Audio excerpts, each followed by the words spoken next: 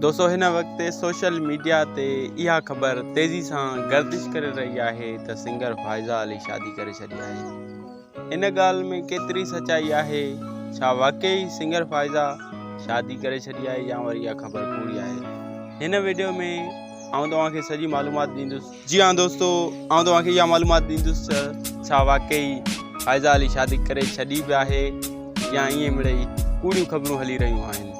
त दोस्तों जीअं त मां तव्हांखे ॿुधाईंदो हलां त फ़ाइज़ा अली FBR जे नाले सां हिकु नौजवान आहे, अब्दुल हमीद अबड़ो, उन ई सां फ़ाइज़ा अली जी शादी जी ॻाल्हि ॿोल हली रही आहे। जीअं त फ़ाइज़ा अली पाण इहो चयो आहे त मां अब्दुल हमीद अबड़ो सां शादी कंदसि। दोस्तों जीअं त हिन वक़्तु इहा ख़बर सोशल मीडिया ते तमामु घणी हली रही हुई, तो इन ई करे मां सोचियो तव्हां दोस्तनि खे इहा अपडेट ॾेई छॾियां। जी हाँ दोस्तों, वरी बि तव्हांखे मां ॿुधाईंदो हलां त सिंगर फ़ाइज़ा अली अब्दुल हमीद अबड़ो सां शादी करण जी ख़्वाहिश रखी रही आहे। जीअं त उन ई सां जेकॾहिं अञा ताईं फ़ाइज़ा अली जी शादी न आहे थी, जॾहिं फ़ाइज़ा अली जी अब्दुल हमीद अबड़ो सां शादी थी त उहा बि तव्हांखे अपडेट ज़रूरु ॾींदासीं।